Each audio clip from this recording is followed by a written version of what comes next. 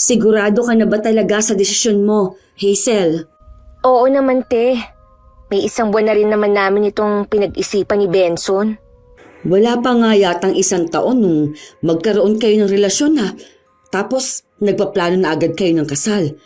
May 1 taon na kami, te. Kilala niyo naman si Benson at ang pamilya niya. Gustong-gusto nga rin ako ng mga magiging biyenan ko eh. Oh, anong sabi ng mga magulang natin sa inyo? Pumayag ba sila na mamanhikan na ang nobyo mo? Okay naman sa kanila. Nasa hustong gulang naman daw kami para magkaroon na ng sariling pamilya. Huwag mo sanang isipin na humahad lang ako sa kaligayahan mo. Ayoko lang kasing matulad ka sa akin. Pagkatapos anak ka ng 3, ayun, iniwan ng asawa dahil ang katwiran, pagod na sa responsibilidad sa amin ng mga anak niya. Iba naman ang kapalaran ko sa iyo, ate. Ang layo kaya ng ugali ni Benson sa asawa mo. Tandaan mo, Hazel, makikilala mo lang ang isang tao kapag magkasama na kayo sa iisang bubong. Kaya kailangan mong maging handa rin. Baka may iba ka pang matuklasan na ugali sa magiging asawa mo. Oras na kasal na kayo, hindi mo na maibabalik ang dati mong buhay. Ang taong tamad ay walang mararating sa buhay. Ang tagumpay ay para lang sa mga taong nagsisikap at may tiyaga. Dahil ang pangarap ay hindi natutupad sa paghihintay kundi sa pagkilos. Ang tamad na asawa pasanin habang buhay. Kaya kilatisin mabuti ang kakasamahin sa buhay para hindi magsisi sa bandang huli.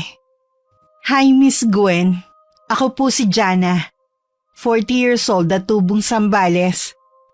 Hiwalay sa asawa at may 3 anak na mag-isa kong tinataguyod. Isa po ako sa masusugid niyong tagapakinig at gaya ng mga nababasa ko sa comment section. Hindi kumpleto ang araw ko kung wala akong napapakinggan sa inyong channel. Ang kwentong ibabahagi ko ay tungkol sa bunso naming kapatid at sa kanyang asawa. 1 taon pa lang ang bunso ko noon nang iwan kami ng mister ko. Sa kadahilanang napapagod na daw siyang magtrabaho para sa amin ng kanyang mga anak. Ni hindi na daw siya makabili ng bagong damit. Nung una'y nakala ko na hindi seryoso ang asawa ko. Kaya ganun na lang ang gulat ko nang pag-uwi ko wala na ang mga gamit niya. Kahit anong pakiusap ko nun, hindi na niya kami binalikan. Makalipas ang 1 taon, nag-abroad ako bilang DH sa Dubai. At 2 beses din ako umalis nun bago ko naisipan na magnegosyo na lang. Parang kailan lang, maliliit pa ang mga anak mo. Ngayon, may grade 7 ka na. Oo nga, akala ko noon hindi ko magagawa na buhayin sila mag-isa. Bilib nga ako sa lakas ng loob mo eh. Biruin mo, nagawa mo pang mag-abroad noon. Kapag nanay ka na, lahat gagawin mo para sa mga anak mo. Kung nanindigan lang sana sa'yo si Kuya Teddy, hindi mo na kinailangang pumunta sa ibang bansa. Ano na nga pala ang balita sa dati mong asawa? Ayun, buhay binata, sabi ng mga kakilala namin. Ganong buhay naman pala ang gusto niya. Sana hindi na siya nagpakasal. Nung una, hindi naman siya ganun. Hindi ko na maalala kung kailan siya nagbago at tama rin sa responsibilidad niya sa amin. Bata ka pa naman, ate. Makakahanap ka pa ng lalaking magmamahal sa inyo ng mga pamangkin ko. Hindi ko na iniisip ang bagay na yan. Alalahanin mo, 2 anak kong babae. Ayokong mangyari sa kanila yung mga nakikita ko sa Facebook. Siyempre, hahanap ka ng matino, no? Naku, mahirap nang magtiwala sa panahon ngayon. Wala na yatang natitira na matino. Ay, tsaka kasal nga pala kayo ni Kuya Teddy. Kahit hindi pa kami kasal, wala na rin akong balak na kumuha ng bato na ipupukpok sa ulo ko. Nadala ka na talaga, ha? Iniisip ko na nga na mag-abroad ulit eh.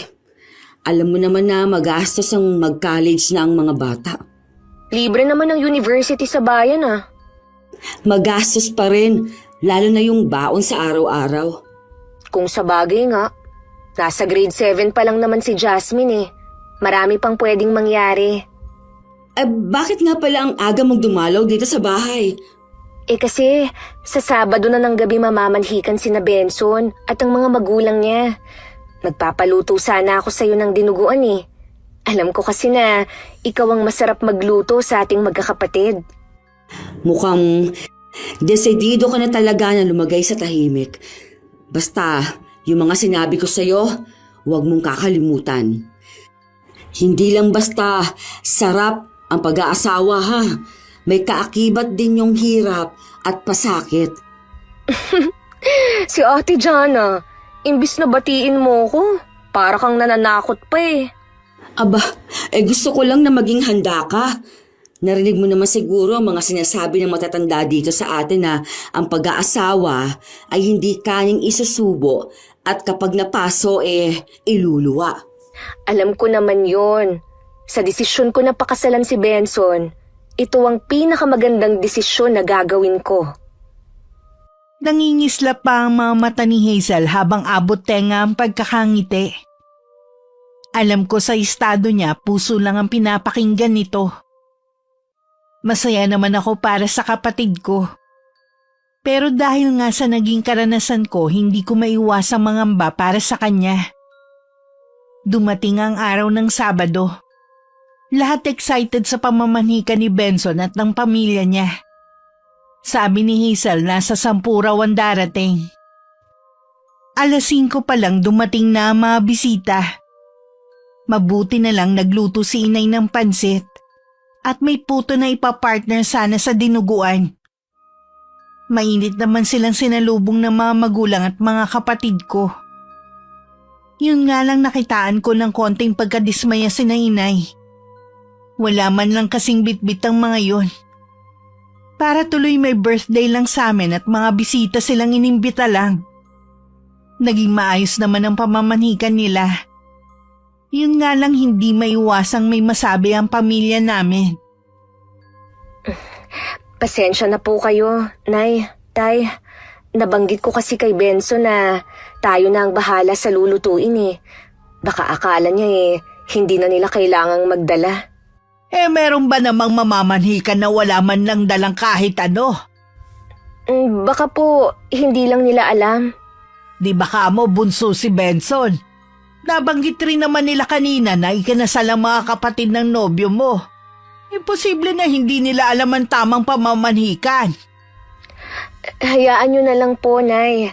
Sila naman ang sasagot sa kasal namin eh. Wala na po kayong ilalabas na pera.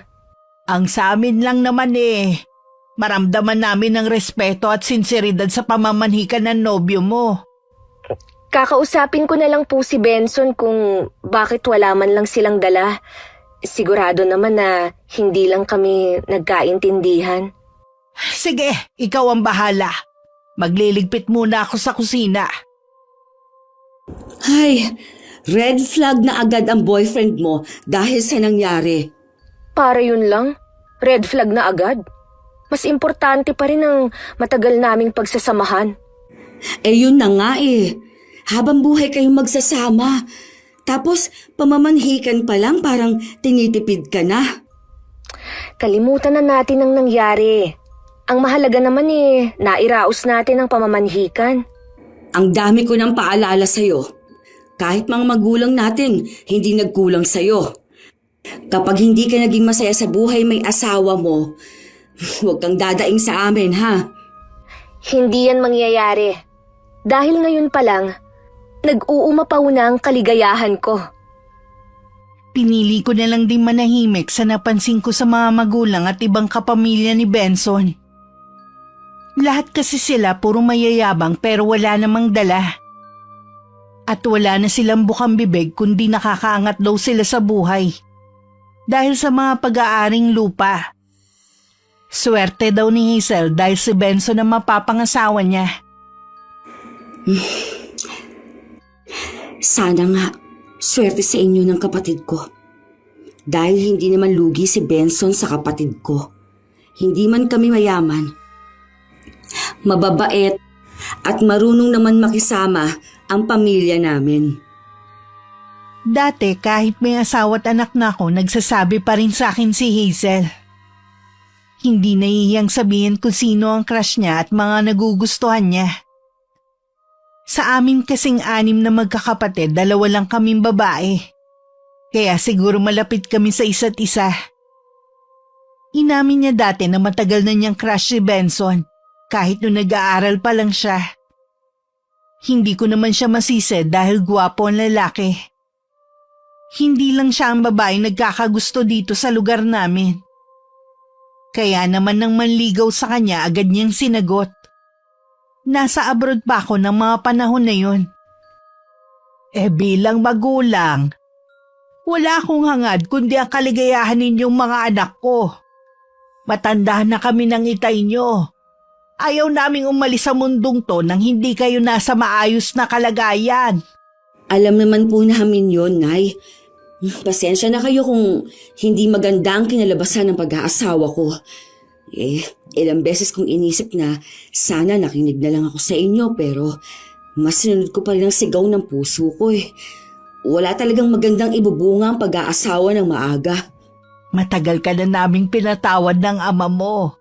Nakikita naman namin ang pagsusumikap mo para maitaguyod ang mga anak mo. Si Hazel lang inaalala ko. Alam naman natin na padalos-dalos siyang magdesisyon. Ilang beses ko na po siyang pinayuhan na pag-isipan ng pag-aasawa. Isipin niya kako ang nangyari sa akin. Puro naman siya tango. Hindi ko alam kung naiintindihan ba niya ako. Kinausap ko nga ulit siya kaya lang nagtalo kami.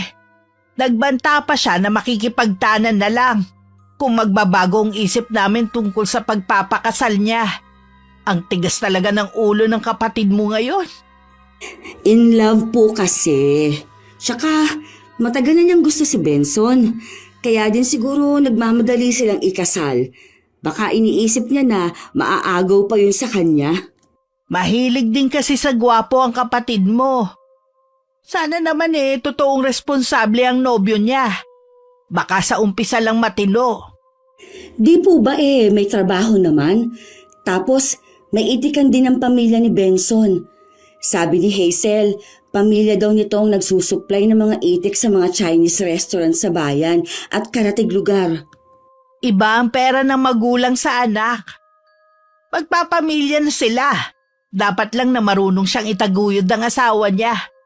At magiging anak ng hindi umaasa sa mga magulang. Tsaka sabi ng kuya niyo, lagi daw niyang nakikita na naglalaro ng basketball kasama ng mga tropa. Kaya duda tuloy ako kung may trabaho yun. Huwag niyo po munang husgahan ang mga nakikita natin ngayon. Si Hazel naman po ang makikisama doon habang buhay. Tsaka, hindi naman po tayo nagkulang ng paalala. Oo nga. Gusto ko lang namang maglabas ng saloobin siya nga pala. Nabanggit ng kapatid mo na nagbabalak ka na naman daw mag-abroad. Opo, gusto ko po kasing makatapos ng pag-aaral ang mga anak ko Tsaka, para makapag-ipon na rin. Iba po kasi yung kita sa ibang bansa kaysa dito po sa atin. Hindi ba sapat yung kita ng tindahan mo? Sapat lang po sa pang-araw-araw naming gastusin. 2 taon mula ngayon, mag-grade 7 na po si Quincy. Magastos po ang service at baon nila. Malapit na rin pong maubos ang ipon ko Mabuti nga po kahit papaano, nakakapag-extra ako sa paglalako ng gulay. Bakit ngayon mo lang sinabi yan? Sana natutulungan ka namin. Ayoko na pong maging pabigat sa inyo Tsaka, yung pension ninyo para lang sa inyo yun. Ayoko po na itutulong pa ninyo yun sa amin. Sinabi mo ba sa mga apo ko ang plano mo? Naiintindihan naman po nila ako. Kung sakaling matuloy ang plano mo, nandito lang kami ng ama mo para suportahan ka. Salamat po. Nahihiya na nga ako sa inyo Kaya lang, wala naman po akong maaasahan sa pag-aalaga ng mga anak ko Hanggat malakas pa kami ng tatay niyo Nandito lang kami para tulungan kayong magkakapatid. Wala na po talaga akong mahihiling pa sa buhay. Hindi man ako pinalad sa asawa, daig ko pang naka-jackpot sa pagkakaroon ng mababait na magulang. Hindi man kami biniyayaan ng marangyang buhay, binigyan naman kami ng mababait at mapag-arugang mga magulang. Kung sakali mang matuloy ako sa pag-alis ko, hindi ako mangangamba para sa mga anak ko. Dahil alam ko maiiwan sila sa mabubuting kamay. Sa kabila ng may pagtutol pa rin kami sa pagpapakasal ni Hazel na tuloy pa rin yun.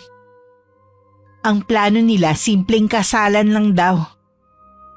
Kaya kami lang na mga magulang at mga kapatid ko ang dumalo, kasama ng kani-kanilang pamilya.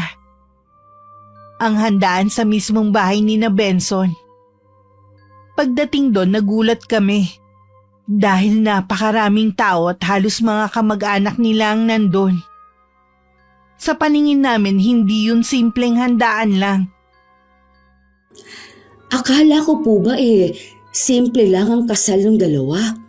Yun din ang pagkakaalam namin ng itay mo. Kaya nga hindi ko na inimbita ang iba nating kaanak Nagtatampo nga sila. Ganun pala ang ibig sabihin nila ng simple. Puro kamag-anak lang ni Benson ang imbitado. Wala na tayong magagawa. Pera naman nila ang ginastos nila Isa pa, napansin ko, parang hindi naman tayo bisita doon. Tayo kasi ang nag-asikaso ng mga bisita nila hindi man lang kayo hinayaan na maupo ni tatay sa lamesa kasama ng mga magulang ng nobyo. Ganun siguro ang pamilya ni Benson. Sana lang talaga mali ang kutob ko. Saan nga pala titira ang bagong kasal?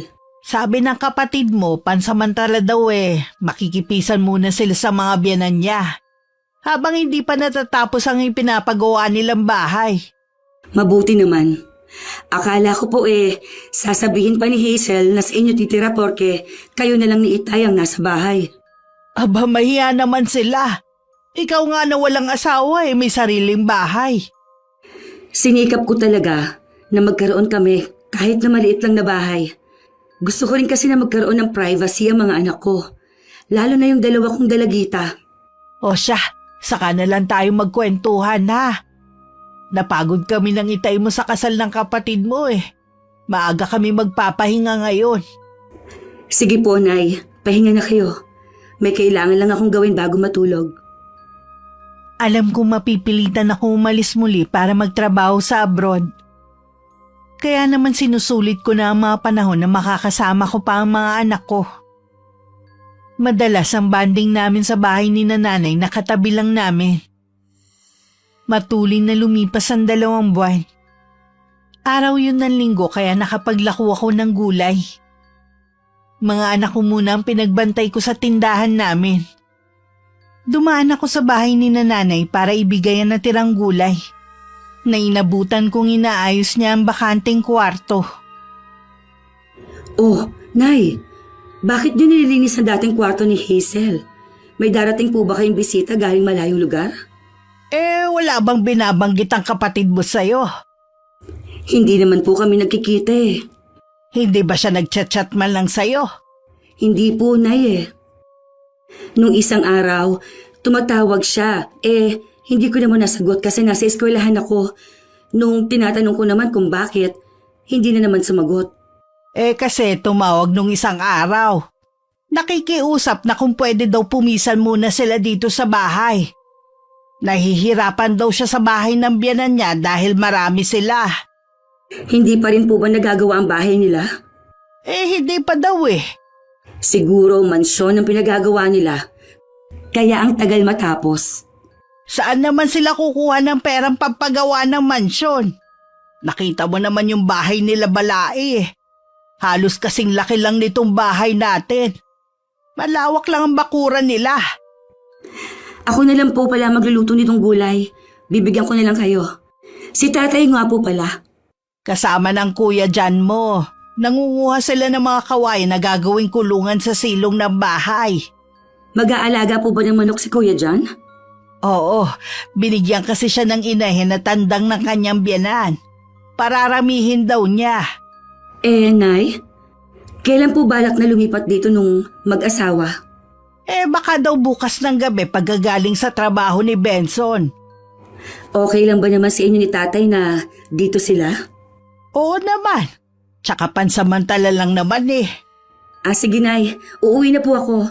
Iluluto ko pa itong gulay eh. Hindi maganda ang kutob ko sa pagpisa ng kapatid ko at bayo ko kay nanay. Pero hindi ko na lang yun sinabi para hindi ko na mabigyan ng alalahanin ng mga magulang ko. Tutal katabi lang naman ang bahay ko. Makikilatis ko pang maigi ang tunay na ugali ng bayaw ko. Kinabukasan nga ng gabi habang nanonood kami ng TV ng mga anak ko, narinig ko na may jeep na pumarada sa tapat ng bahay ni nanay. Ang panganay kong si Jasmine ang sumilip sa bintana.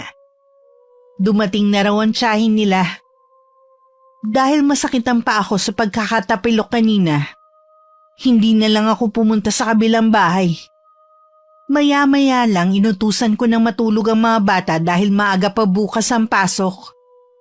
Ako naman mamaya pa dahil merong pang bumibili sa tindahan ko. O ate, kain. Sige, salamat. Tapos na. Maaga ako nag-aalmusal dahil sinasabayan ko ang mga bata. Tanghali ka na kumain? Hating gabi na kasi gising pa kami ni Benson. Nag-ayos pa kasi kami ng gamit namin eh. Nakapasok na ba sa trabaho ang asawa mo? Hindi nga ate, tulog pa siya hanggang ngayon.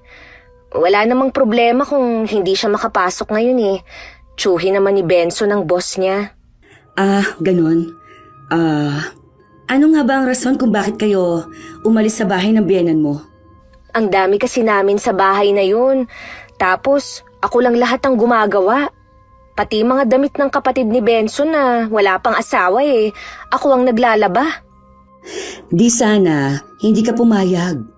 Sabi kasi ni Benson, hayaan ko na raw. Kasi wala naman akong ginagawa. Tsaka hindi naman kami gumagastos sa bahay. Mabuti. Napapayag mo ang asawa mo na dumito muna. Pansamantala lang naman. Gusto ko nga sanang umupa kaso wala naman kaming gamit. Tsaka nagtitipid nga kami dahil nagpapagawa ng bahay. Wala kayong gamit? Ang dami niyo tanggap na regalo sa kasal ah. Kami nga puro gamit ang regalo namin. Kasi ate, ibinigay namin sa mga magulang ni Benson. Wala pa kasi silang ganong gamit eh. Paano kapag lumipat na kayo sa bahay niyo? Di, kayo naman ang walang gamit? Ate, madali naman ang magpundar ng gamit. O siya, maiwan na muna kita. Pumunta lang ako para kumustahin ang paglilipat ninyo kagabi. Ganitong oras din kasi maraming bumibili sa tindahan. Tumagal ang pansamantalang pakikipisan ng kapatid ko at bayaw. Hanggang umabot na ng 1 taon. Dahil abala rin naman ako sa sarili kong buhay, hindi ko naman napagtutuunan ng nangyayari sa kabilang bahay. Buntis na rin kasi si Hazel. Na isa sa dahilan nito kung bakit hindi pa sila nakakalipat dahil natatakot mag-isa sa bahay. Nang mga panahon na yun, nag-iisip na rin ako na mag-abroad ulit. At kinausap ko na rin ang mga anak ko para ihanda sila. Ngayon pa nga lang nalulungkot at nangungulila na ako sa kanila. Tumawag kasi ang dati kong amo at gusto niyang bumalik ako sa kanya para magtrabaho. Nay! Nasaan po kayo? Nandito ako sa kusina. Teka, lalabas ako. Bakit dito natutulog si Benson sa sala? Doon na tayo sa inyo. Tapos na rin naman ako sa mga gawain dito eh. Pupunta rin naman ako sa inyo. Sa bahay na nga lang kami nag-usap ni nanay. Noon ko lang din napansin na parang pagod na pagod siya. Nararamdaman ko rin na marami siyang gustong sabihin na ayaw niyang marinig ni Benson. Nasaan po pala si Hazel? May check-up siya ngayon. Yung si Benson, bakit hindi pumasok? Ewan ko ba sa lalaking yun? Mas madalas na hindi pumapasok sa trabaho. Kapag tinatanong ko naman si Hazel, ang laging sagot ayos lang naman daw yun dahil tsuhin naman ang amo. Ano bang klaseng katwiran yun? Tumutulong naman ba sila sa gastusin sa bahay? Hindi nga eh. Kulang pa daw kasi ang sahod ni Benson. Bumibili sila ng pagkain para lang sa kanila. Paanong hindi kukulangin? Madalas ka bang umabsent sa trabaho? Katulad niyan, malapit ng mga nakakapatid mo. Wala pa rin palang ipon. Yung ipinagmamalaki nilang bahay? Tinanong ko rin niya kay Hazel. Nagtapat siya na wala naman daw ipinapagawang bahay. Paano daw sila magpapagawa eh? Kulang ang sahod ng asawa. Sinabi lang daw niya yon para gumanda ang imahe ni Benson sa atin. Hay nako, Nay. Parang biglang uminit ang ulo ko sa sinabi niyo. Pati po ba si Hazel natututo na magsinungaling? Pinagsabihan na nga siya ng tatay mo eh. Dahil hindi niya gusto ang nakikita kay Benson. Kapag nasa bahay, puro hilata lang ang ginagawa. Hindi ba lang tumulong sa pagsisibak ng kahoy? Katwiran eh, meron naman daw tangke. Pang-emergency lang naman dapat yun eh. Ilang buwan pa lang silang nagsasama eh. Ipinakita na po niya ang tunay na ugali. Kung ako sa inyo, Nay, paalisin niyo na ang dalawang yon. Mahiya naman kamo sila. Magkano lang ang pensyon niyo ni tatay tapos sa kanila lang mapupunta? Kinausap na nga sila ng tatay mo. Binigyan ng ultimatum. Sabi naman pagkatapos daw mga anak ni Hazel. Naku, Nay, sinasabi ko na sa inyo, hindi na aalis ang mga yan dyan. Dapat, ngayon pa lang bumalik na sila dun sa bahay ng mga magulang ni Benson. Nagpapahanap nga ang kapatid mo ng pwedeng utangan eh. Kambal kasi ang magiging anak niya at siguradong CS siya. Kaya pala ang laki ng tiyan niya. Tapos ang asawa niya, tatamad-tamad pa. May sasabihin pa naman ako sa inyo. Ano yun? May problema ka ba? Wala po akong problema. Tumawag po kasi ang amo ko. Gusto niya na bumalik na ako sa kanya. Nung huli tayong nagkausap sabi mo ayaw mo dahil naaawa ka kay Quincy. Kasi po, tinaasan ng offer sa akin na magiging sahod ko. Manganganak daw po kasi yung manugang ni Madam. Ako ang gusto niya na mag-alaga sa mag-ina dahil subok na raw niya ako. Ano naman ang sabi ng mga anak mo? Naaawa nga po ako lalo na sa bunso ko. Pero pinaliwanagan ko naman po na kailangan kong gawin yon. Nangako naman ako na isang alis na lang talaga. Parang dinudurog nga po ang puso ko, Nay. Pero wala akong magagawa. Lumalaki ang gastusin namin eh. Naiintindihan naman kita. Huwag kang mag-alala. Hindi naman namin pababayaan ang mga anak mo. Usapan namin ni Nanay ang kita sa tindahan ng pambayad ng ilaw at tubig sa bahay. Ang ipapadala ko namang pera ang panggastos ng mga bata. May nakalaang ding alawan sa kanila ni Itay.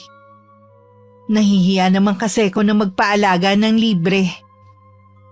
Nakapanganak na rin si Hazel bago ako makaalis. Sabi ni Nanay mga biyanan daw nito ang gumawa ng paraan kung saan kukuha ng perang pambayad sa ospital. Habang nasa Dubai ako, walang araw na hindi ko iniisip ang mga anak ko. Panatag naman ako dahil alam kong hindi sila pababayaan ng mga magulang ko. Saan ka na naman ba pupunta, ha? Tumawag si Henry. May practice daw kami ng basketball mamaya. Imbis na naghahanap ka ng trabaho, yang paglalaro pa talaga ng basketball ang inuuna mo. Naghahanap naman ako Hindi ko nakasalanan kung inaalat ako. Ang sabihin mo, namimili ka pa kasi ng trabaho. Bueno naman kung namimili ako. Hindi naman ikaw ang magtatrabaho at mahihirapan Benson, sa sitwasyon natin, dapat hindi ka na namimili. Kambal ang anak natin. Sa gatas pa lang, namumulubi na ako. Tapos ganyan ka pa. Hihiram ako ng pera sa tropa ko para pambili ng gatas ng kambal. Bauna tayo sa utang. Baka dumating ang araw na wala nang magpautang sa atin. Ayaw mo kasi sa suggestion ko Na ano? Kunin natin ang tindahan ni ate? Pag-aawayin mo pa kaming magkapatid Kung ayaw mo, di wag. Ang sa akin lang naman, hanggat nasa abroad lang siya. Kapag umuwi siya, tsaka natin ibalik. Hindi yun papayag, kahit si inay. Napakadamot naman nila. Hindi ka naman ibang tao Tsaka na nga. Anong oras ka na naman uuwi? Dito ka ba kakain? Gabi na ako uuwi. Sa bahay lang din ako ng mga magulang ko kakain. Mabuti pa doon, masarap ang ulam. Hindi katulad dito. Pupurgahin yata ako sa gulay at isda ng nanay mo eh. Kung yun lang ang kaya ng budget ni nanay eh. Hindi naman kalakihan ng pensyon nila. Eh bakit yung mga pamangkin mo lagi masarap ang ulam nila sa kabilang bahay? May budget kasi sila na ipinapadala ni ate. Wala kang karapatan na silipin ang ulam nila. Ang sabihin mo, madamo talaga ang kapatid mo. Ang laki naman ng sahod niya eh. Hindi ka man lang maambunan kahit pambili ng gatas at diaper ng kambal. May 1 taon na ako nun sa abroad nang magsadya si inay na ihulog ko na lang ang padala ko sa bangko ng anak ko. At hihingi na lang daw sila kapag kailangan. May tiwala naman ako sa anak ko dahil kahit noon responsable na siya. Ibinalita rin sa akin ni inay na malakas ang tindahan ko. Dahil sa construction workers na nagtatrabaho sa ginagawang bahay malapit sa amin. Madalas nga daw na sa bahay ko na siya natutulog. Ayaw naman kasi ng mga anak ko na pumisan sa kanila. Hindi daw kasi makatulog dahil sa gabi nagliligalig ang kambal ni Hazel. Nay, nagpadala na ho ba si ate sa inyo? Hindi na nagpapadala sa akin ng ate mo. Ha? Paano ang mga gastusin ng mga pamangkin ko? Nagpapadala ang ate mo kay Jasmine. Marunong na naman ang apo kong yun eh. Bakit kay Jasmine? Anong malay nun sa pera? Marunong siya. At mabuti na rin yun habang bata natututo na maging responsable. Para hindi tamad kapag tumanda. Alam na niya kung paano pahahalagahan ng pera. Kailangan ko pa naman ng pera. Wala na kasing gatas ang kambal eh. Hanggang ngayon ba wala pa rin nahahanap na trabaho si Benson? Naghahanap naman po siya. Kaso wala pang tumatawag sa kanya. Di ba sinabihan kita na kailangan pa ng helper sa ginagawang bahay malapit dito sa atin? Pinuntahan ba niya? Hindi ko na po sinabi kay Benson. Sigurado naman na aayawan niya ang ganong trabaho eh. Mabigat naman kasi ang trabaho na yun at maghapon pang bilad sa araw. Alam mo, kinukonsinti mo rin kasi ang katamaran ng asawa mo eh. Hindi man lang kayo mahiya sa amin ng tatay mo. Halos sa inyo na lang napupunta ang pensyon namin May suhestyon po ako sa inyo, Nay, para hindi na kami maging pabigat sa inyo. Ano naman? Ibigay niyo na lang po sa amin yung tindahan ni Ate Jana. Ano ka mo? Nasisiraan ka na ba ng bait? Pinaghirapan yun ng ate mo tapos kukunin mo lang. At hindi papayag ang mga apo ko na kasama kayo sa bahay nila. Balak naman po namin na doon na tumira. Tapos dito nyo na rin patirahin ng mga apo nyo. Ibabalik naman po namin kay ate kapag umuwi siya. Hindi nga papayag ang ate mo sa gusto mong mangyari. Malaki naman po ang sahod ni Ate Jana. Samantalang kami, walang pinagkakakitaan. Kasi nga tamad maghanap ng trabaho ang asawa mo. Grabe naman kayo magsalita. Gumagawa naman po kami ng paraan Kung hindi ho kayo papayag, wala kayong magagawa, kundi ang gastusan muna kami. Tumalikod na lang si inay kesa tuluyang sumabog sa katwiran ng kapatid ko. Para gumaan ang pakiramdam na ikwento niya sa anak kong panganay ang tungkol sa gustong mangyari ni Hazel. Nakalimutan namang bilina ni inay ang apo na wag nang banggitin sa akin. Dahil din sa awa kaya nagsumbong ang anak ko sa mga ginagawa ng bayaw ko at kapatid. Bakit hindi niyo po sinasabi sa akin na nangyayari sa bahay niyo? Ayoko na kasi mag-alala ka pa riyan. Alam ko naghihirap ang kalooban mo dahil sa pagkakalayo mo sa mga anak mo. Ayoko nang dagdagan pa. Lagi ko naman pong nakakausap ang mga anak ko. Kaya kahit papaano, naiibsan ang pangungulila ko sa kanila. Huwag mo nang intindihin ang kapatid mo. Pinili naman niya ang ganong buhay Hindi siya nakinig sa atin. Kaya lang po, Nay, pati kayo nahihirapan dahil nakatira sila sa inyo. Hindi naman ako naglalagi sa bahay Lagi ako nasa tindahan mo lang. Isa pa nga po pala yan. Bakit kailangan nilang angkinin ang tindahan ko at bahay? Hindi naman ako papayag sa gusto nilang mangyari. Nahawa na yata si Hazel sa tamad niyang asawa. Gusto, lagi na lang nakasahod ang kamay. Ang itay mo nga, pinatitigil ko muna sa bahay ng kuya dyan mo eh. Nag-aalala kasi ko na baka tumaas ang presyon dahil sa bayaw mo. Palayasin niyo na po sila dyan. Ang kakapal na muka. Magpapakasal sila, hindi naman pala nila kayang tumayo sa sarili ng mga paa. Ang gusto nga ng itay nyo, iwan na lang ni Hazel ang asawa. Pero ayaw naman ng kapatid mo. Hindi daw niya gustong matulad sa'yo na hindi buo ang pamilya. Ayaw niya maging tulad ko. Pero gusto niyang maging martir na asawa. Tapos dinadamay pa kayo sa katangahan niya. Huwag ka na magalit dyan. Baka mamaya kung mapano ka pa. Hindi ko rin matiis na walang gatas yung kambal. Kapag magpadala ko, bilhan niyo po sila. Salamat anak. Kahit ganun ang kapatid mo eh. Mas nangingibabaw pa rin ang awa mo sa kanila. Tuwing nagpapadala ako sa mga anak ko, binibilinan ko silang bigyan ng tita Hazel nila para pambili ng gatas. Hindi ko alam na dahil sa ginagawa ko, mas lalo nang tinatamad na magtrabaho ang bayaw ko. Dahil alam nitong hindi na magkukulang ng gatas at iba pang pangangailangan ng kambal nila. Ayos, wala na tayong problema sa gatas ng kambal. Ang gastos din kaya. Ang hirap maghagilap kung saan kukuha. Kailangan mo pa rin maghanap ng trabaho. Hindi naman habang buhay si ate sa abroad eh. Ang kulit mo naman eh. Sinabi na naghahanap naman ako eh. Hanggang kailan tayo ganito ha? Gusto ko rin naman magkaroon ng bahay, katulad ni ate. Pwede naman kasing mapasa atin ang bahay niya eh. Ayaw mo lang kasing gumawa ng paraan. Ano pa bang paraan ang gusto mo ha? Sinabi ko na nga kay nanay at nakarating na rin kay ate. Ayaw niya. Napakadang mo talaga ng kapatid mong yun. Sa kanya naman kasi yun eh. Bakit niya ibibigay sa atin? Hihiramin lang naman natin eh. Tapos ibabalik din natin kapag nakauwi na siya. Susubukan ko na kausapin mismo si ate. Baka mapapayag ko. Banggitin mo na rin na malapit na ang birthday ng kambal. Kailangan bonggang handa natin ha. Hating gabi na nun at nakaiga na ako. Nag-chat lang ako sa GC ng mga anak ko na bukas na lang ako magvi-video call. Dahil pagod ako sa maghapon at kulang din sa tulog dahil may sakit ang apo ng madam ko. Pipikit na sana ako nang marinig ko na may tumatawag. Nagulat pa ako nang makita kong si Hazel na nasa kabilang linya. Pasensya ka na ate ha, kung naistorbo ko ang pamamahinga mo. Ayos lang. May emergency ba? Wala naman. Kinabahan naman ako sa'yo. Ngayon ka lang kasi tumawag sa akin eh. Pasensya ka na ate kung hindi man lang kita nakukumusta. Alam mo naman na kambal ang anak ko, di ba? Ang hirap palang mag-alaga.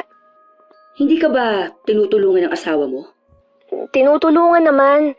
Kaya lang, lagi siyang umaalis para mag-apply eh. Oh, bakit ka nga pala tumawag? Una sa lahat, gusto ko munang magpasalamat sa mga naitulong mo. Hindi yun habang buhay. Kaya bilisan na kamo ng asawa mo na maghanap ng trabaho. Oras na umuwi ako dyan, tapos na rin ang obligasyon ko sa kambal ninyo. Oo, te. Alam namin yun. Ate, may hihingin sana akong pabor sa'yo eh. Anong pabor naman? Kung pwede sana na kami munang magtinda sa tindahan mo habang nandyan ka pa sa abroad. Alam mo naman na ang tindahan ko nasa loob mismo ng bahay. Mawawala ng privacy ang mga anak ko kapag nandoon kayo.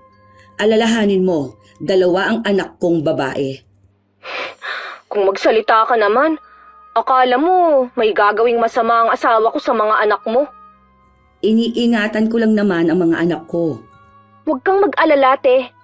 Hindi sila para pagnasaan ni Benson. Akala mo naman kay gaganda nila. Kung wala ka na sasabihin, magpapahinga na ako. Ate, meron pa pala akong sasabihin sa'yo. Malapit na kasi ang birthday ng kambal eh. 1 taon na sila. Gusto sana namin ng bonggang celebration. Di sana, noon nyo pa pinaghandaan. Huwag mo naman akong asahan pagkatapos mong magsalita ng hindi maganda sa mga anak ko.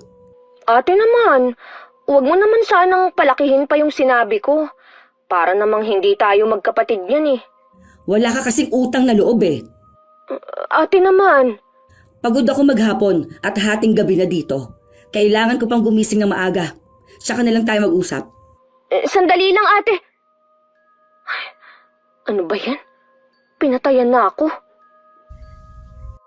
Hindi ko alam kung dala lang ng pagod. Dahil bigla ko nainis sa kapatid ko. At nagdesisyon na rin ako na itigil na ang pagsuporta sa kambal niya. Nagsusumbong kasi sa akin ng anak ko na pagkatapos daw niyang ibigay ang pera na sana pambili ng gatas at iba pang pangangailangan ng kambal, lumalabas daw ang mga to para kumain sa labas. 1 linggo lang daw ubos na ang pera at umuutang na naman ng gatas sa tindahan namin. Kaya nang sumunod na magpadala ko para na lang sa gastusin ng mga anak ko. Nay, katapusan na po ngayon ah. Nagpadala na po ba si ate? Oo. Nakapagbayad na nga sina Jasmine ng field trip nilang 3 kahapon eh. Wala bang ibinibigay ang apo nyo na pambili ng gatas ng kambal? Wala para sa kambal eh. Wala daw kasing sobra ngayon dahil maraming binayaran sa eskwelahan nila. Ang dami kasi nilang activity ngayon eh. Nalula nga ako sa dami ng binayaran. Pwede naman yatang hindi muna sila nagbayad ng field trip nila eh.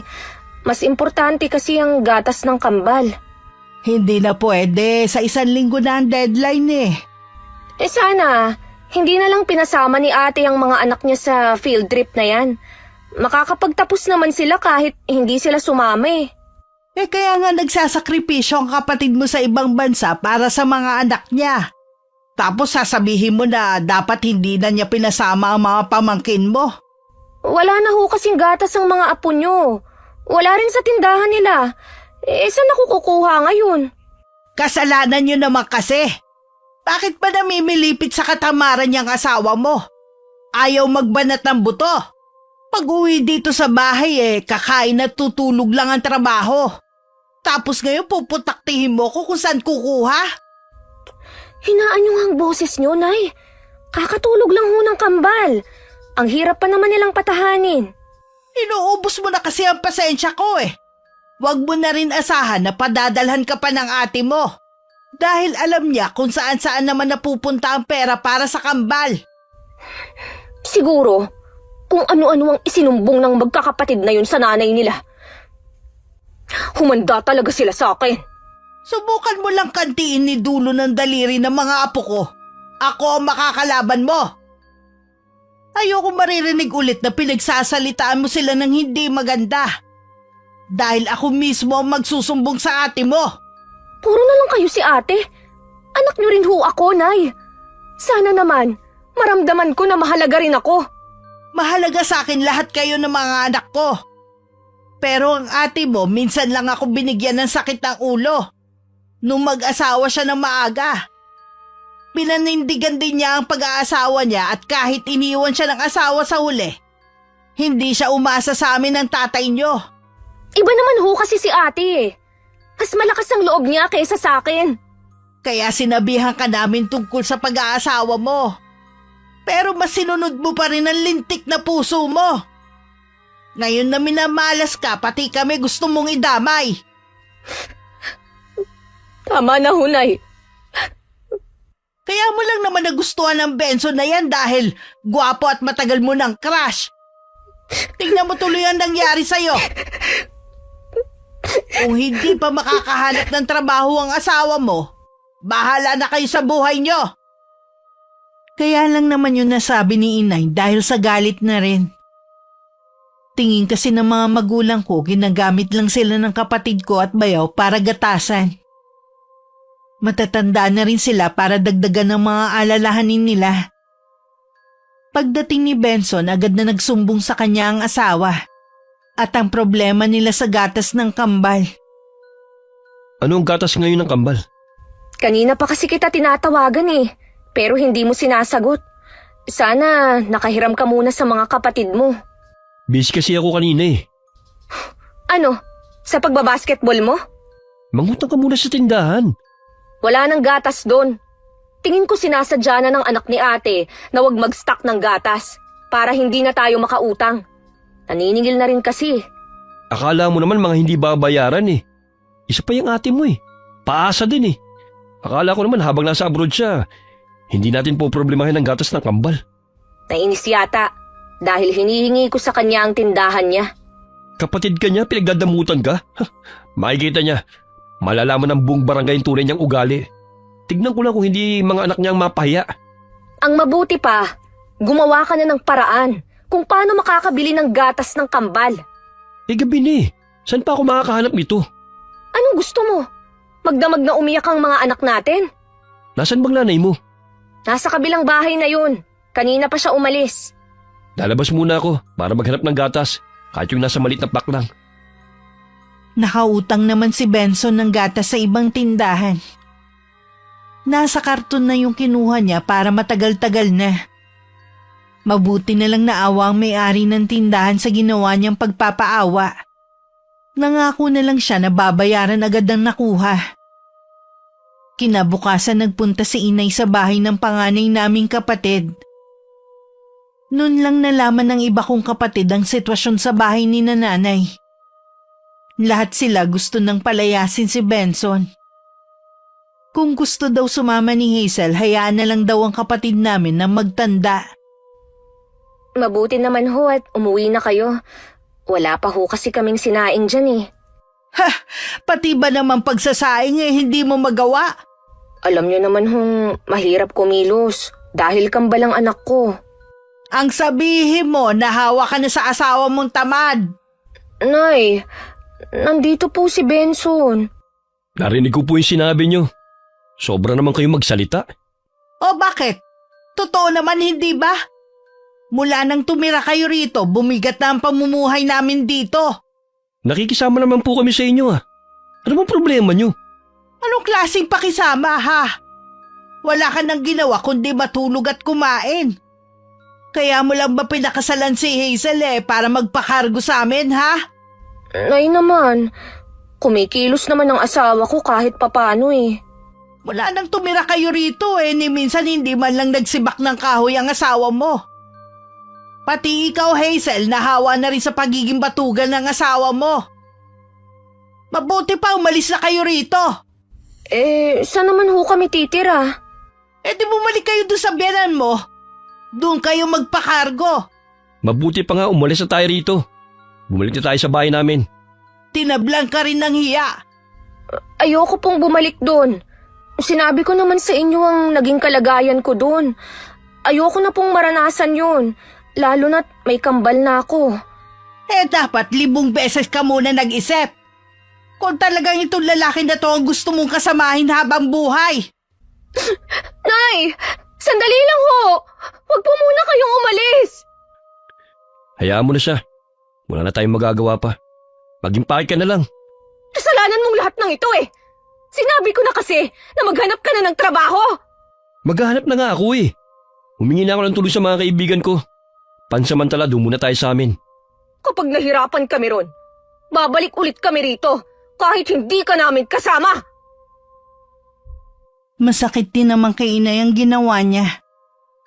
Pero yun lang ang naiisip niyang paraan para matuto ang kapatid ko at bayaw. Maghapon siya nagbantay sa tindahan para hindi niya makita ang pag-alis ng mag-asawa. Mga anak ko lang ang nagsabi na nakaalis na nga ang dalawa. Makalipas lamang ang 1 buwan na balitaan ni Nainay na isinugod sa ospital ang isa sa kambal. Dahil sa impeksyon sa dugo. Mabuti na lang naagapan ng bata. Muli nakiusap si Hazel na dun muna sila sa bahay ng mga magulang namin. Ikaw lang at ang kambal ang pwedeng bumalik rito. Hindi na maaaring tumuntong ang asawa mo sa bahay na ito. May trabaho naman po si Benson eh. At saka nangako siya na magbabago na. Sana noon pa. Nakikiusap po ako sa inyo. Bigyan niyo pa po ng isa pang pagkakataon si Benson para ipakita na nagbago na siya. Ayoko pong hindi buo ang pamilya ko gaya ni Ate Jana. Pag-uusapan namin ng tatay mo kung papayag siya na bumalik dito si Benson. Sana naman pumayag siya kahit alang-alang sa mga apo niyo. Kinausap nga ni Inay ang aming ama at nakiusap na bigyan pa ng isa pang pagkakataon si Benson. Pumayag naman ito. Pero nagbigay siya ng mga kondisyon sa pagbabalik ng mag-asawa sa bahay nila. Sige po, Nay. Makakaasa po kayo na gagawin namin yan para walang maging problema dito sa bahay. Sana maunawaan mo kami kung bakit namin to ginagawa. Para din ito sa kapakanan ninyo. Opo, Nay. Gusto ko rin naman po na patunayan na kayang magbago ni Benson. Sa mga unang linggo, ayos naman ang kanilang pagsasama at pinapakita ni Benson. Lumipat na rin si Itay sa bahay ko. Dahil kahit nagbago na ang manugang, ayaw pa rin niya itong makasama sa iisang bubong. Hanggang ng mga sandaling yun, mabigat pa rin ang dugo ni Itay sa bayaw ko. Sa bahay ng biyanan din naghanda ang mag-asawa para sa 1 taong kaarawan ng kambal. Walang pumunta ni isa sa pamilya ko. Dahil sabi ng kapatid ko, mga magulang ng asawa ang gumastos at wala kaming ambag. Mula rin ng araw na yun, muli na naman nagbago si Benson. Buntis na rin nun si Hazel. Hindi mo na ba talaga kami tinuturing na pamilya, ha, Hazel? Apo rin namin ang kambal, ah. Tinatanong ko naman po kayo kung nagpadala si ate eh. Sabi niyo, wala siyang padala para sa kambal. Yun lang ba ang mahalaga sa'yo, ha? Ang perang ipapadala ng kapatid mo? Wala po akong magagawa dahil hindi naman ako gumasto sa birthday party. Kung nag-ambag sana kayo, edi pwede kayong umattend. Wala ka na talaga respeto. Umalis na lang ulit kayo rito. Bumalik na lang kayo ulit sa biyanan mo.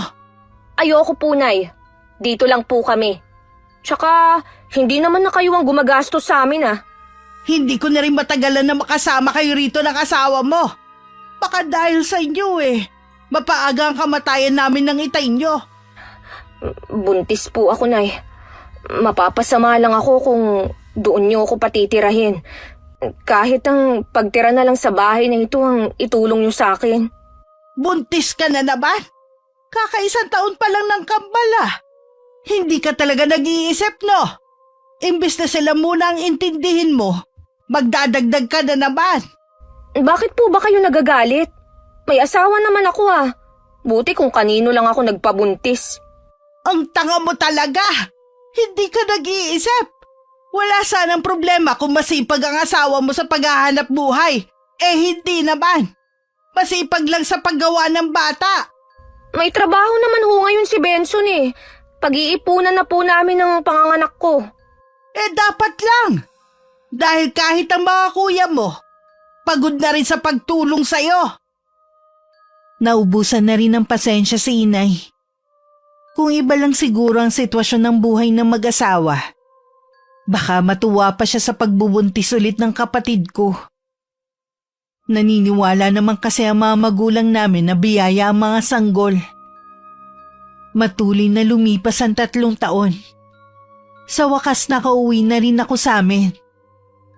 Puno ng pananabik na niyakap ko ang mga anak ko. Sa bahay ko na rin tuluyan tumira ang mga magulang ko na sabik din akong niyakap.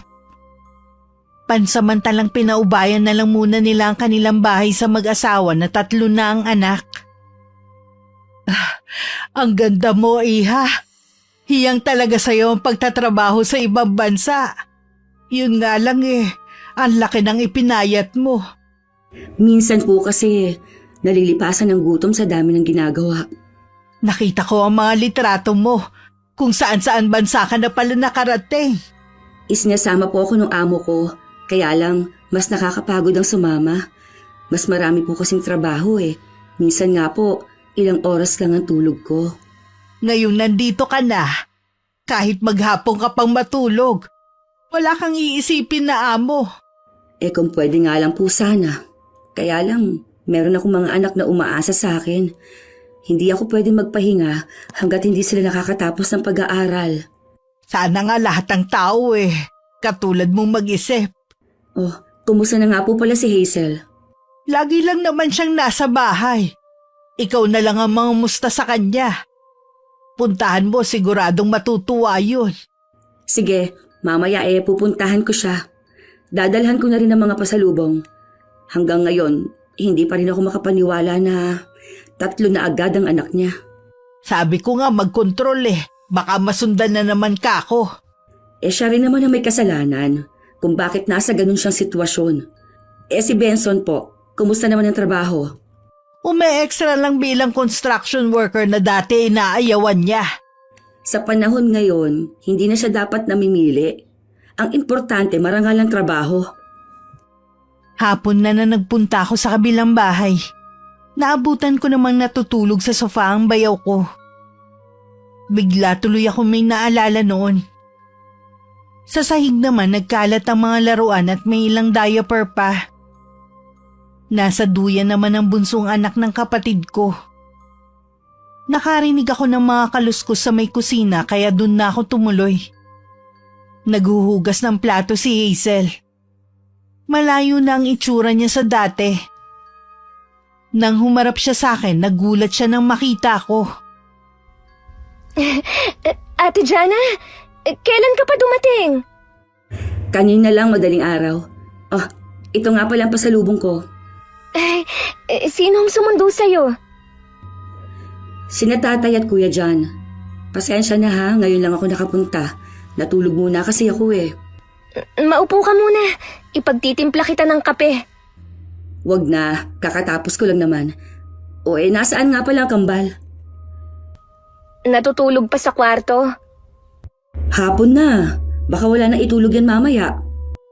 Kesa naman sa wala akong magawa dito sa bahay. Ang kalat nga nakakahiya tuloy sa'yo. Mukhang pagod na pagod ang asawa mo ha. Oo. Pagod sa trabaho. Kauuwi lang niya kanina. Kapag wala kang ginagawa, punta ka sa kabila. Doon na lang tayo magkwentuhan.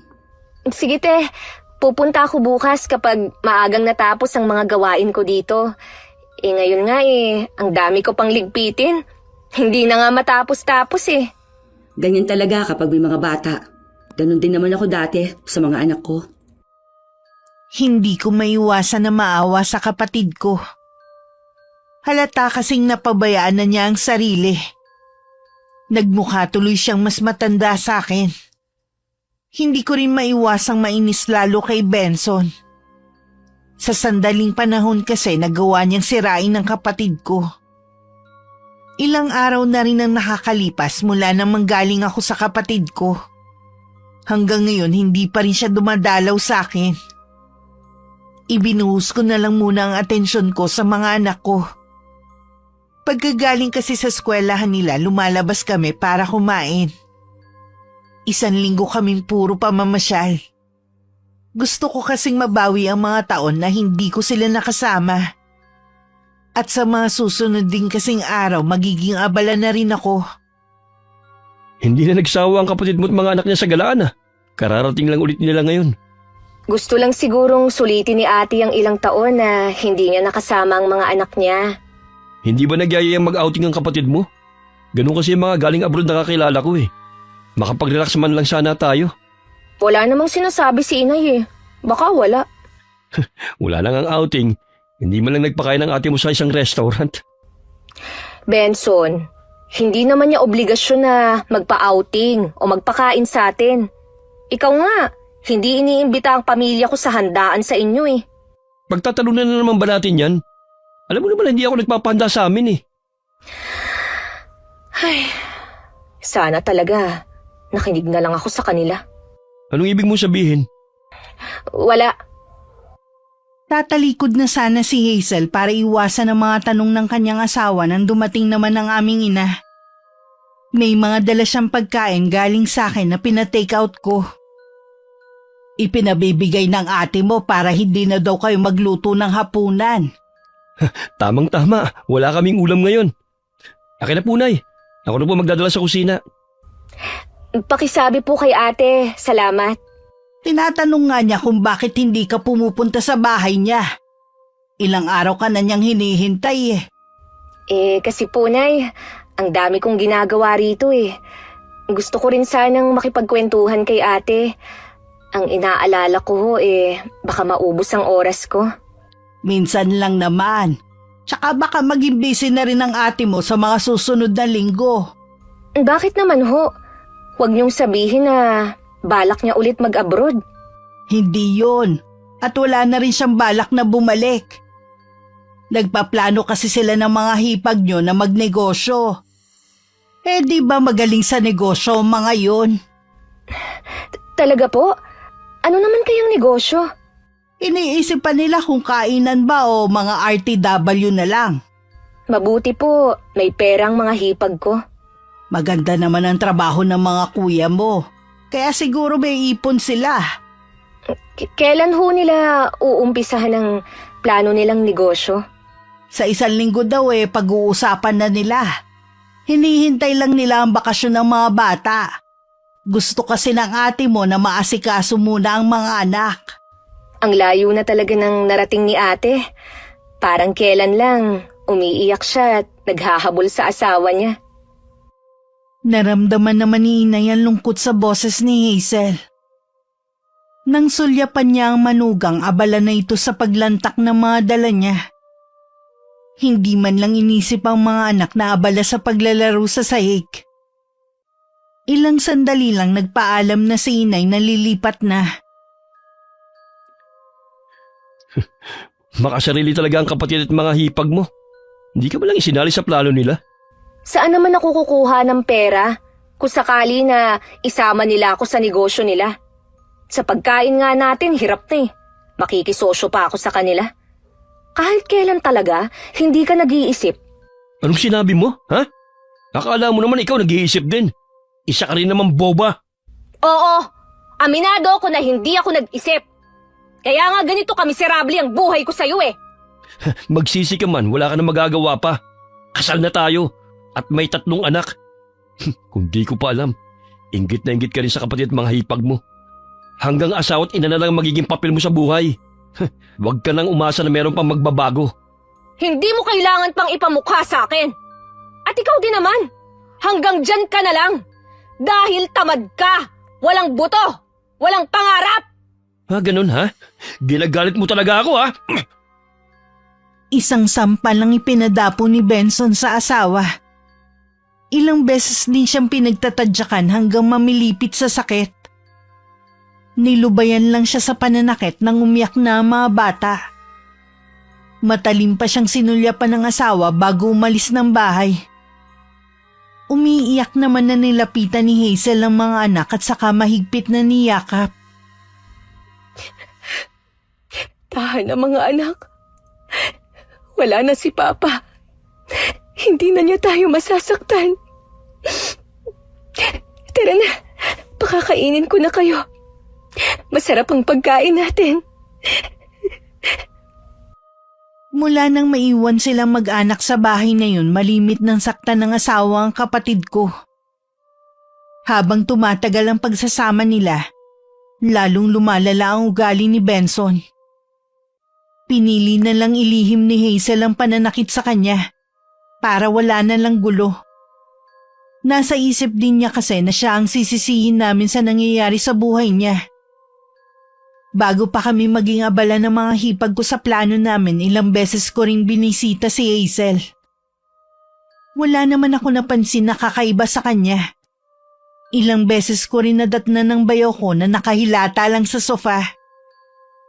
Nalaman ko rin na wala na itong trabaho at umaasa na lang sa mga bigay ng pamilya. Bakit kasi hindi ka humanap ng permanenteng trabaho? Naghahanap naman ako, te. Yun nga lang, wala talaga akong swerte. Nabanggit ni na kuya na ilang beses ka daw nilang inalok ng trabaho, ayaw mo naman daw. Ang baba naman kasi ng posisyon ko at malit pa ang sahod. Kulang naman sa amin ang pamilya ko. Ano ba ang gusto mo? Maging manager? Di ba hindi ka naman nakatapos? Dapat hindi ka na mamili ng trabaho. Maswerte ka nga kasi tinutulungan ka ng mga kapatid ko. May hinihintay naman akong trabaho eh. Mas okay dun, tsaka mas malaki yung sahod. Ilang taon na lang kasi may estudyante ka na. Lalong lalaki ang gastos nyo. Hindi mo naman siguro papabayaan ng mga pamangkin mo kung sakali. Ano ka mo? Teka nga lang, Benson. Kaya ka ba hindi nagsusumikap dahil inaasahan mo na ako o ang iba kong kapatid ang magpapaaral sa mga anak nyo ni Hazel? Ate, ang ibig sabihin ni Benson, kapag nagipit kami, Oh, lagi naman kayong gipit ah. Araw-araw nga eh. Mula nang tumira kayo dito, sinananay na ang kumargo sa inyo. Hindi naman sa lahat ng pagkakataon. Nagkaroon din naman ako ng trabaho noon ah. Ang kailangan nga, may permanente kang trabaho para sa pamilya mo. Hindi ka ba naaawa sa mga anak mo, ha? Hayaan mo ate, maghahanap ka agad ako. Huwag sana puro salita lang. Lalabas muna ako sandali. Meron na ako pupuntahan. huwag kang magpapagabi ah. Oo. Sige te, maiwan ko muna kayo. Ate naman, bakit ka naman ganun makipag-usap kay Benson? Para ka na ring si inay eh. Hindi na niya kinausap ng mahinahon ng asawa ko. Kahit naman sino eh. Matagal na ako nagtitimpi sa asawa mo. Ginagawa naman ni Benson ang lahat para sa amin. Hindi lang talaga siya swerte sa paghahanap ng trabaho. Ang sabihin mo, tamad ka mo. Siguro naman, napag-isip-isip mo na ang mga pangaral namin sa iyo ni inay. Wala na tayong magagawa pa. Ito na talaga ang kapalaran ko. Maiiwasan sana yan kung nakinig ka lang sa amin. Kung pupunta ka lang dito para sermonan ako, mabuti pa, huwag ka na lang dumalaw. Ikaw pa talaga nagmamalaki sa lagay na yan, ha? Salita na lang kasi kayo ni inay eh. Naririndi na ako sa inyo. Mabuti pa, pabayaan nyo na lang kami ng pamilya ko. Ang yabang mo naman. Hanggang ngayon nga, hindi pa rin kayo makaalis sa bahay na ito. Aba, mahiya naman kayo. Bahay ito ng mga magulang natin, pero sila pa ang umalis para sa inyo.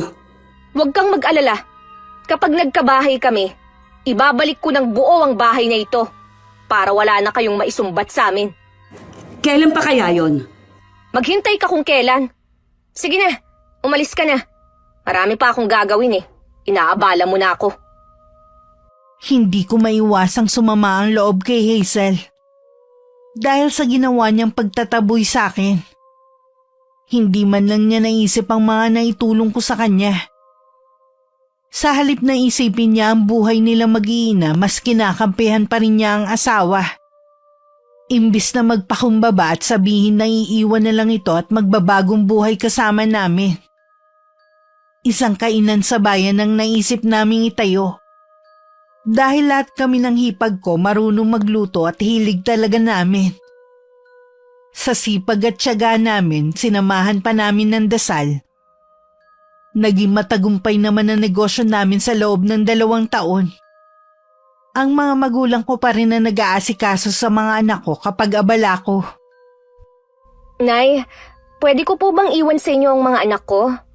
Oo naman. Dali mo na lang dito ang mga apo ko. Sa bahay niyo na lang po sila bantayan. Hindi kasi ako pwedeng umalis eh. Uuwi kasi ngayon si Quincy at walang mag-aasikaso. Ano ba naman yan, Nay? Ngayon nga lang ako humingi sa inyo ng pabor eh. Hindi niyo pa ako mapagbigyan. Puro na lang mga anak ni ate ang iniintindi niyo. Paano naman ako at ang mga apo niyo sa akin? Hindi naman kita tinatanggihan ah. Dali mo nga dito sa bahay. Ayoko nga po rito. Bakit ayaw mo? Ano ba ang problema mo ha? Marami po kasing nakikita ang mga anak ko sa bahay na ito. Baka mamaya kung ano-ano na naman ang ipabili sa akin. Saan naman ako kukuha ng pera? Huwag kang mag-alala. Sabihin mo lang sa akin kung anong gusto nila at ibibili ko sila. Huwag na po. Isasama ko na nga lang sila. Bakit ba ang init ng ulo mo ha? Ang ganda kasi ng pakiusap ko sa inyo eh. Dadalihan niyo ako ng ganyan. Ay, saan ka ba kasi pupunta? Nagpapacheck up ho ako. Huwag mo sabihing buntis ka na naman. Hindi pa ho ako sigurado. Pero hanggang ngayon, hindi pa ako dinadatnan eh. Diba sabi ko naman sa'yo, mag-control ka. At mahirap ang maraming anak at sunod-sunod pa. Umiinom naman ho ako ng contraceptive. Kaso po sa dami ng ginagawa ko, nakakalimutan ko na rin. Ganyan na nga ang buhay nyo, magdadagdag ka na naman. Wala na ho tayong magagawa kung sakaling buntis nga ako. Sige na, magpa-check up ka na. Babantayan ko na sa inyo ang mga apo ko. Nakumpirma nga ang 2 buwan ng buntis si Hazel. Hindi naman maitago ng mga magulang ko ang pagkadismaya. Pakiramdam nila ayaw na rin umalis ng kapatid ko sa kinasasadlakan nito. Para bang tinanggap na lang niya na dadami ang anak niya sa asawang tamad at walang pangarap sa buhay. Kahit ako nadismaya at nalungkot din nang sabihin yun ni Inay. Naniniwala naman ako na blessing ang mga sanggol. Kaya lang mas kawawa kasi sila sa ganung sitwasyon. Inaalala ko rin ang mga pamangkin ko. Sa susunod na pagbubukas ng klase, papasok na ang kambal. Mga hindi talaga nag-iisip. Kahit yung kapatid mo pansariling kaligayahan na lang ang iniintindi. Sa tingin ko po, Nay, inaasahan na rin nila na hindi natin sila pababayaan. Yun na napala ng kapatid mo. Pati mga batang walang kamalay-malay na dadamay pa sa mga mali nilang desisyon sa buhay. Wala na po tayong magagawa pa. Ayaw naman niyang hiwalay ang asawa. Makasarili nga kasi silang mag-asawa. Puro pasarap, babaya naman sa mga anak. Tulungan na lang po natin. Lalo lang aasa sa atin ang lalaking yon. Lalo silang hindi magpupursige sa buhay. Ayoko po sana itong sabihin, Nay. Kaya lang, buntis si Hazel. Baka mapano siya. Ano bang gusto mo sabihin? May palagay po akong sinasaktan si Hazel ng asawa niya. Ilang beses ko na kasing nakikitaan ng pasa. Kaya siguro laging nakamahabang manggas ang kapatid mo. Walang ya talaga ang lalaking yon. Irresponsable na nga, nananakit pa siya. Kung tatanungin niyo po si Hazel, siguradong itatanggi lang niya yon. Ipagtatanggol pa niya ang asawa niya. Kailangan mahuli niyo siya sa akto na sinasaktan ng kapatid ko. Mula nga nun pinapakiramdaman na ni Inay ang kabilang bahay. Dala rin ng awa sa kapatid ko, sinagot na ng mga magulang ko ang isang sakong bigas at ulam nila araw-araw. Tuwing nagluluto si Inay, dinadamihan na niya at nagdadala siya sa kabila. Isang araw magdadala siya ng ulam doon nang marinig niyang nag-iiyakan ng mga apo.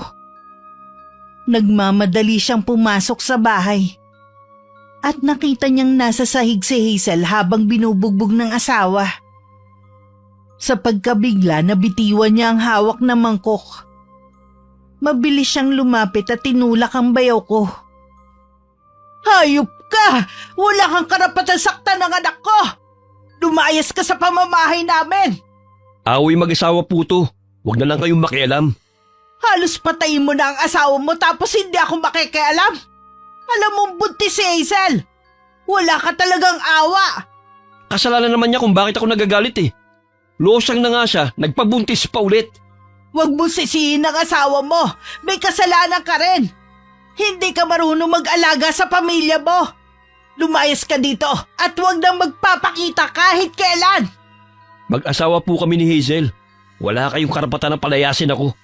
Hindi ka talaga aalis? Sige, tatawagin ko ang asawa ko. Alam mo matagal nang mainit ang dugo niya sa'yo.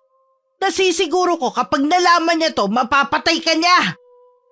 Sige, isinasauli ko ng anak nyo. Nakakahiya na rin naman ang itsura niya. Porke nagkaanak lang, pinabayaan ang sarili. Nakakadiri na ring tabihan sa higaan. Magsama kayo mag-ina. Benson! Huwag kang umalis! Benson! Hayaan mo na siya. Walang kwenta ang lalaking yon. Huwag kang mag-alala sa mga anak mo. Kami ang bahala sa inyo. Patawarin niyo ko, Nay. Walang dapat sisihin, kundi ako. Tahan na. Ngayon wala na ang asawa mo, makakapagbagong buhay na kayo ng mga apo ko. Inuwi na lang muna ni Inay si Hazel at mga anak nito sa bahay. Baka kasi biglang bumalik ang asawa at manggulo.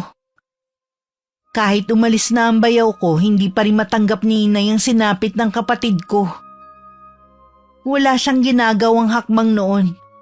dahil lagi niyang isinasaalang-alang si Hazel at ang mga anak nito. Pero iba na ang usapan na sinasaktan niya ang kapatid ko. Nalaman din naming pati mga bata nakakaranas ng kalupitan mula sa kanilang sariling ama. Dahil sa ginawa mo, ginising mo ang isa ko pang katauhan na matagal ko na sanang kinalimutan. Humanda ka, Benson. Ipapatikim ko sa iyo ang ginawa mong kalupitan sa anak ko at mga apo. May kaalaman sa itim na karunungan ng lola namin na hindi na namin inabot. Ayon kasi sa kwento ni inay, dalaga pa siya noon nang dapuan ng malubhang sakit ang nanay niya. Lingid sa amin bago pa noon mamatay si lola. Naipasa na niya kay inay ang kaalaman niya sa barang. At sa kauna-unahang pagkakataon, gagamitin yun ni inay kay Benson. Samantala dahil sa paulit-ulit na pambubugbog ng bayaw ko nakuna ng kapatid ko. Ako din muna nagbantay sa kanya sa ospital. Hanggang makalabas siya at makauwi ng bahay. Salamat ate sa mga tulong na nagawa mo sa akin. Wala yon. Magpagaling ka ha. At kapag nalumbalik ng lakas mo, pwede ka magtrabaho sa restaurant kung gusto mo o kahit saan mo gusto. Tutulungan kita na makabangon ulit. Gustuhin ko man makapagtrabaho, pero walang mag-aalaga sa mga anak ko. Nag-usap na kami ni inay. Kukuha kami ng makakatulong niya sa pag-aalaga sa mga anak mo. Gusto ko na talagang makapagtrabaho noon pa. Iniisip ko lang kasi yung mga bata. Alam ko na yun talaga ang gusto mo. Basta, mangako ka, hindi ka na makikipagbalikan pa kay Benson. Hindi na talaga. Para sa akin, isa siyang masamang bangungot sa amin ng mga anak ko. Magsabi ka lang kung ano pang kailangan mo. Huwag ka mahihiya. Ang gusto ko lang, kung ano ang makakabuti sa mga anak ko. Wala na akong hiling pa. Maiwan na muna kita ha. Magpahinga ka na muna. Sundin mo lahat na sinabi ng doktor sa'yo para manumbalik agad ang lakas mo. Mga anak ko muna ang nag-aalaga sa mga pamangkin ko. Nang tanungin ko kung nasan si inay, sinabi nila na nasa kabilang bahay. Baka kukunin niya ang mga gamit ng mag-iina. Kaya sumunod ako para may katulong siya sa pagbubuhat. Sa may kusina na lang ako dumaan dahil alam kong nakakandado na ang pinto sa harapan. Sa bungad pa lang naaamoy ko na ang nakasinding kandila. Dahan-dahan akong pumasok. Sa dating silid ng mga magulang ko naroon si inay. Nakaluhod sa harapan ng maraming kandila na iba't ibang laki. Lahat ng yun nakasinde. Hawak din ni inay ang litrato ni Benson. At sa sahig naroon ang garapon na merong buhok at mga insekto. Mas higit ang mararanasan mong paghihirap kumpara sa ipinaranas mo sa aking anak. Tanging kamatayan lamang ang makakapagligtas sa matinding paghihirap na dadanasin mo. Bago pa ako makagawa ng ingay, mabilis na akong bumalik sa bahay ko. Hindi pa rin ako makapaniwala sa nasaksihan kong gumagawa ng orasyon si inay. Nasisiguro kung may alam si inay sa karunungang itim. Itinikom ko na lang ang bibig ko sa nasaksihan ko. Alam kong ginawa lang yun ni inay dahil sa matinding galit kay Benson. Nakakasiguro din ako na walang nakakaalam sa lihim niya, maliban sa akin. May dinaramdam ho ba kayo, Nay? Wala iha. Bakit mo naman naitanong? Ilang araw ko na po kasing napapansin na matamlay kayo eh. Ganito siguro ang nagkakaedad na. Mabilis na mapagod. Baka po napapagod kayo sa ginagawa niyong paglilinis sa kabilang bahay. Hayaan niyo na lang po. Ako na lang ang maglilinis doon kapag kaya ko na. Yun po ba ang dahilan kung bakit kayo pabalik-balik dun sa hapon? Oo. Pero tapos na rin naman ang pag-aayos ko. Huwag na muna kayong pupunta doon ha. Dahil nag-spray ako ng gamot. Marami kasi ko nakitang ipis at mga daga. Pasensya na po kayo, Nay, ha? Kung napabayaan ko ang bahay natin. Ayos lang, iha. Konting linis lang naman babalik na sa dati ang bahay natin. Gaganda na at magiging maaliwalas na ulit gaya ng dati. May iba nga pala ako. Sa pasukan, pwede mo nang ipa-enroll ang kambal.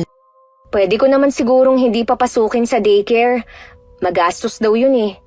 Makakabuti yon sa kambal, kaya i-enroll mo na. Birth certificate lang naman ang kailangan eh. Ako nang bahala sa gastos. Nakakahiya naman sa'yo, te. Ang dami mo nang naitulong sa amin eh. Ay, puro na lang nakakahiya ang naririnig ko sa'yo. Para naman tayong hindi magkapatid niyan. Sige na nga. Pero babayaran kita, te, ha? May mga anak ka rin. Ayoko na maging pasanin mo pa kami. Ikaw ang bahala kung yan ang makakagaan sa kalooban mo. Ilang beses pang bumalik sa kabilang bahay si inay. Tuwing nanggagaling siya doon, hapong-hapo ang itsura niya. Wala na rin siyang ganang kumain ng hapunan at nagkukulong na lang sa kwarto.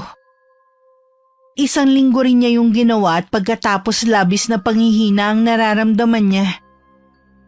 Sa kabila ng nararamdaman, tumanggi siyang dalhin namin siya sa ospital. Makaraan naman ng ilang araw, bumalik na ang dating sigla ni inay. Isang hapon dumating ang kuya ni Benson at ibinalita na malala na ang kalagayan ng kapatid. Anumang sandali maaari itong pumanaw. Napahagulgol na lang si Hazel. Kailangan kong puntahan ang asawa ko. Gusto ko siyang makita. Huminahon ka lang. Baka mabinat ka. Hindi ka pa gaano magaling. Paano ko hihinahon? Malubha ang kalagayan ni Benson. Hindi ka pwedeng umalis. Hayaan mo na siya. Hiwalay na naman kayo. Nakalimutan mo na ba ang mga ginawa niya sa inyo? Hindi po, Nay. Kailangan ako ng asawa ko. Maawa na kayo. Payagan niyo na akong puntahan siya. Sige na po, Nay. Payagan niyo na si Hazel. Baka po ito na rin ang huling sandali na magkikita sila. Sasamahan ko naman po siya. O sige, samahan mo ang kapatid mo sa asawa niya. Tara na, te.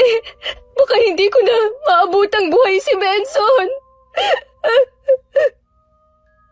Habang papunta kami sa bahay ng bayaw ko, walang tigil naman sa pag-iyak ang kapatid ko.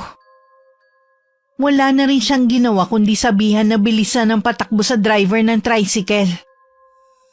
Pagdating kulang na lang lundagin niya ang palabas ng sinasakyan namin. Pagkatapos kong magbayad, sumunod na rin ako. Lahat ng naron malungkot at umiiyak. Sa isang silid naron si Benson. Kalunos-lunos ang kalagayan niya. Payat at maraming sugat ang buong katawan. May masangsang na amoy na rin na nanggagaling sa kanya. Salamat dumating ka. Akala ko hindi ka nahahabol. Benson! Anong nangyari sa'yo? Bakit sa sandaling panahon lang nagkaganyan ka na? Malalaman mo rin kung anong totoong nangyari sa akin. Sasabihin din sa'yo ng pamilya ko. Nakikiusap ako. Lumaban ka para sa amin ng mga anak mo. Huwag ka munang umalis. Gustuhin ko man, hindi na pwede. Ilang sandali na lang, mamamaalam na ako. Patawarin mo ko kung hindi ako naging mabuting asawa at ama sa mga anak natin. Pinapatawad na kita. Huwag mo lang kaming iwan ng mga bata. Kailangan ka pa namin. Ikaw nang bahala sa mga anak natin, ha? Sabihin mo sa kanila na mahal ko sila. Patawarin nila ako kung hindi nila ako makakasama. Lagi silang mananatili sa puso ko. Mahal na mahal namin, Benson. Sana lumaban ka. Mahigpit pang hinawakan ng bayaw ko ang kamay ng kapatid ko bago hinugot ang huli niyang hininga. Napahagulgol na lang si Hazel. Habang mahigpit na yakap ang katawan ng asawa. Hindi na rin niya inalintana ang paglabas ng napakaraming ipis sa bibig nito.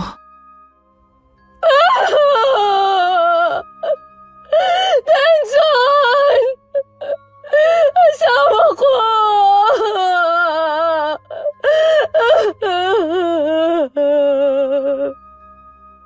Maririnig sa buong bahay ang iyakan ng kapamilya ng bayaw ko.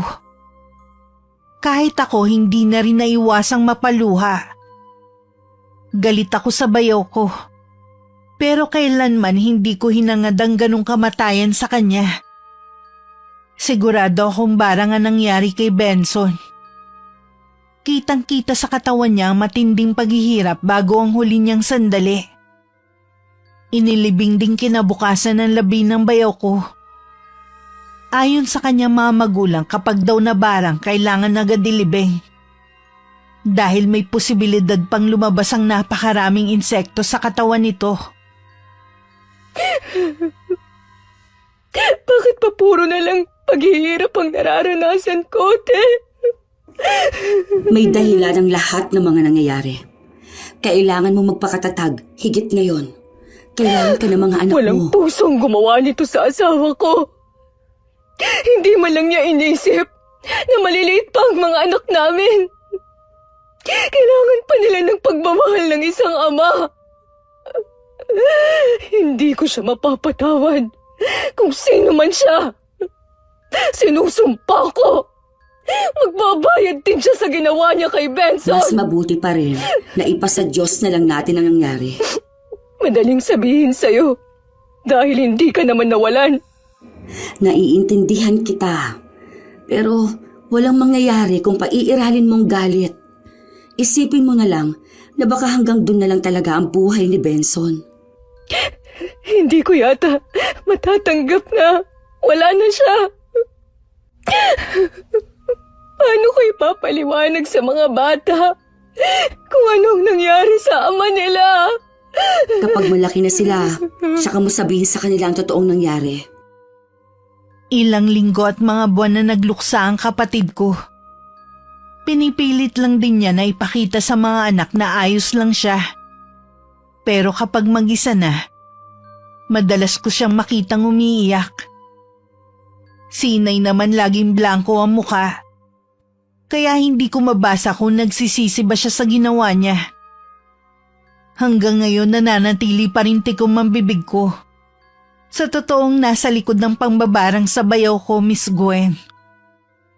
Sa mga nakikinig, lalo na sa mga kabataan, huwag magpadalos-dalos sa desisyon kung usapan na yung pagpapakasal. Ugaliing makinig sa mga magulang o sa mas nakakatanda. Dahil masigit silang may karanasan pagdating sa pakikipagrelasyon. Huwag din baliwalain ang mga red flag na nakikita sa karelasyon. Baka babala rin ito sa kapahamakan na pwede nating kaharapin sa isang pagsasama. Tandaan, walang mararating ang taong laging umaasa sa iba. Ang tunay na tagumpay nakukuha lamang ng mga taong may tiyaga, determinasyon at malasakit sa ginagawa. Wakas.